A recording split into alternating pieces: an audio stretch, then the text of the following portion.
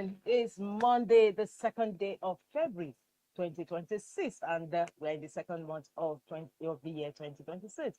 My name is Winifred Ugwebo, your host on the program, and today's show we're looking at what the national papers are saying, including Nigeria's most influential newspaper, Leadership.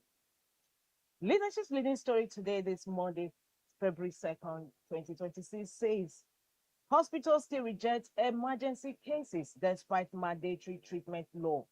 Hospitals still reject emergency cases despite mandatory treatment law. We head up to page 4 of Leadership, where we have continuation of the leading story.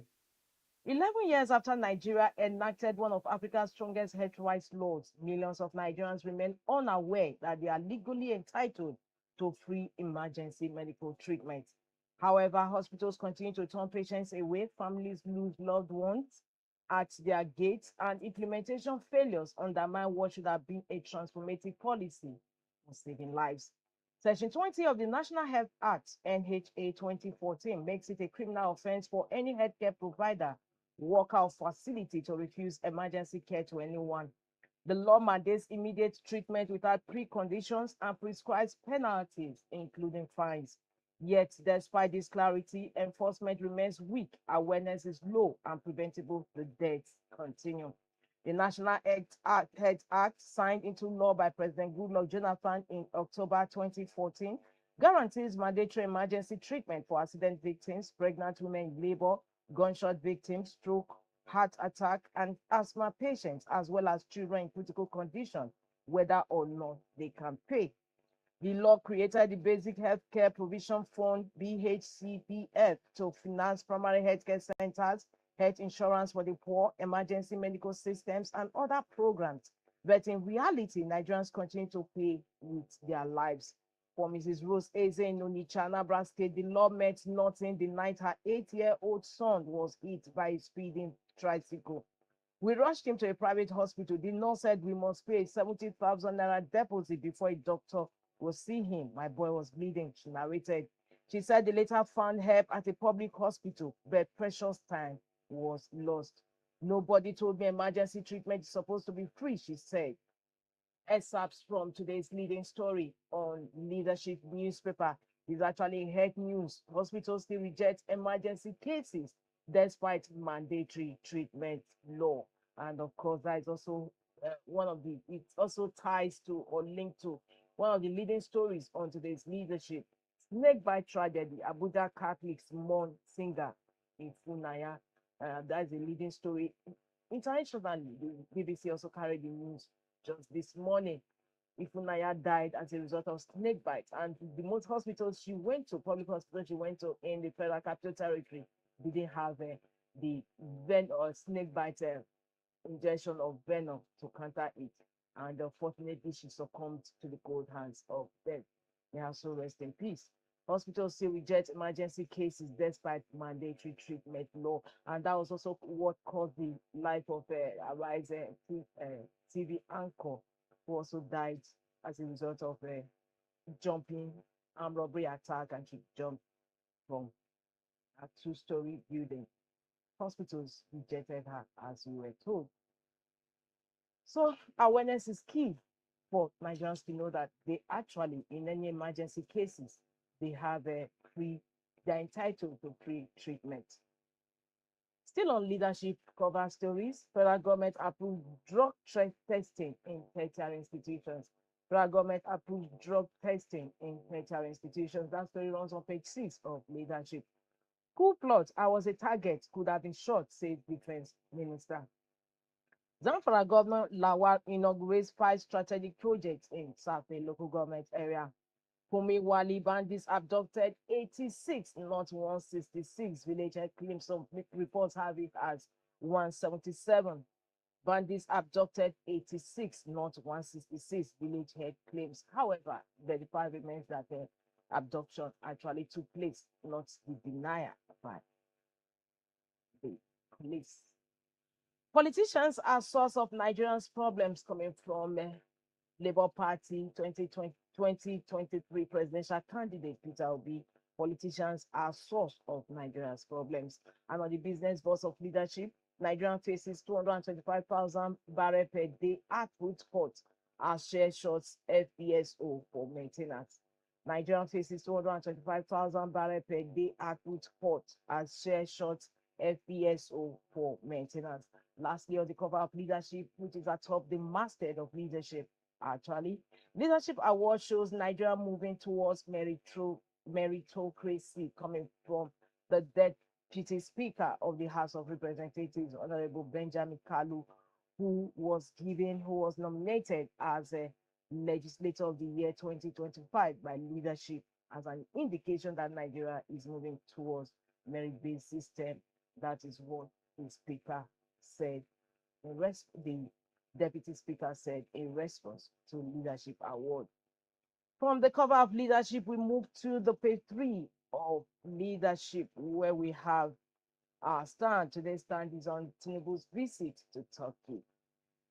Tinubu's visit to Turkey. Today's stand in Leadership.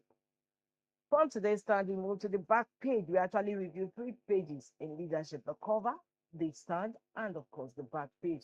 And today's back page is on the Monday columnist with Joshua Ocheja. He's writing on Publish or Perish. Publish or Perish. Today's Monday column. Non-state actors do what conventional armies do and more. They are dynamic in their means and methods. They appear to be the better strategies because they have a clear goal of what they want to achieve and go all out for it.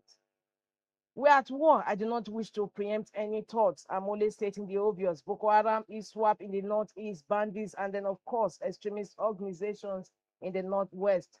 Farmer/header clashes in the north, etc. Excerpts quotes from today's Monday column with Joshua Ucheja. Publish or perish. We visit Ghana must go before we leave the back page. Tinubu says APC governors are party leaders in their states. And Ghana must go is asking the president, including Lagos, over to you, Mr. President. On that note, we conclude review of Leadership newspaper this Monday. For more, log into the website of Leadership. From Leadership, we move to the next paper on our lineup this Monday, and that is Vanguard. Vanguard says businesses buckle under debt as defaults push bad loans to 21.2 trillion naira. Businesses buckle under debt as defaults push bad loans to 21.2 trillion naira. High interest rate, forex shocks, end of COVID forbearance trigger spike in corporate loan failures. 2027 polls, fear of postponement looms over delayed electoral law. Fear of postponement looms over delayed electoral law. Sanwo-Olu to youth participates in politics before it's too late. I'll take that again. On the cover of Vanguard, Sanwo-Olu to youth participates in politics before it's late. That story is on page 10 of Vanguard. Osun Assembly vows to recover all diverted local government funds. And in sports, 2023 World Cup, Super Eagles begin qualifiers June. CAF confirms date. Atop the masthead of Vanguard, Oando's profit up 10% to 241.3 billion naira as upstream production rises 32% in 2025. Gale of defections, why Nigeria's democracy is not working, by Ibrahim Gabari. Ondo, Ogun, governors clash over oil well on Iba Island. Ondo, Ogun, governors clash over oil well on Iba Island. Again, bandits storm Niger community, raise police station, church, abduct villagers. 80 Kajuru worshippers escape as bandits hold 86 in captivity. Of course, that also maybe conform to leadership story where the village head claims 86 abducted, meaning that the others ran away from captivity, were able to escape captivity. And that concludes the review of underline stories of Vanguard this Monday. For more, log into the website of Vanguard newspaper. We move ahead to the next paper on our lineup, and that is the Daily Times. Daily Times leading story this Monday says, Sirap sues NNPCL over failure to account for missing 22.3 billion naira, $49.7 million oil money. SIRAP sues NNPCL over failure to account for missing 22.3 billion naira, $49.7 million oil money. Federal government to arraign perpetrators of Yewata killings today. And atop the masthead of the Daily Times newspaper, 80 Kumi Wali worshippers escaped from bandits' captivity in Kaduna. And lastly, on the cover of the Daily Times, World Bank operations chief visits Nigeria as $16 billion portfolio targets jobs power. World Bank OPS chief visits Nigeria as $16 billion portfolio targets jobs power. And that concludes review of front headline stories on the Daily Times this Monday.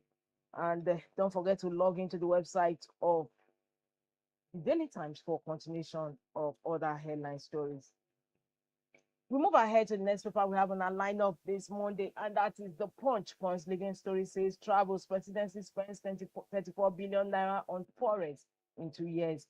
Foreign trips, aircraft maintenance costs fall as forex purchases plunge 83% in 2025. Travels presidency spends 34 billion naira on forex in 2 years. Foreign trips, aircraft maintenance costs fall as forex purchases plunged 83% in 2025. We have a picture on the cover of the Punch. Protesters during an anti-USA demonstration in front of the US consulate in Istanbul, Turkey on Sunday. That's the picture on the cover of the Punch newspaper.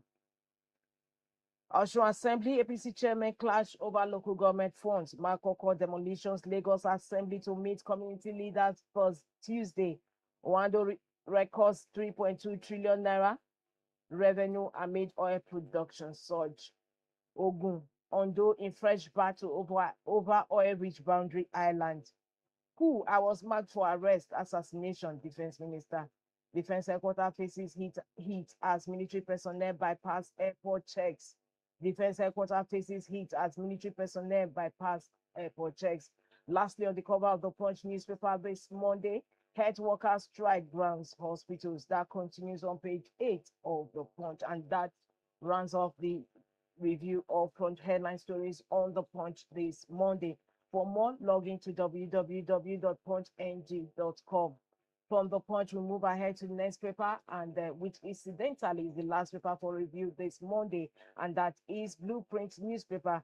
Blueprint says 80 abducted Kaduna worshippers escape. Troops rescue 70 in Niger. Government still holding on to 86 Kajuru Kingsmen residents. Terror kingpin Abu Khalid or 10 others neutralized. Kickers to the leading story on today's Blueprint newspaper. 80 abducted Kaduna worshippers escape. Troops rescue 70 in Niger. Federal government to arraign suspects in Benue killings today.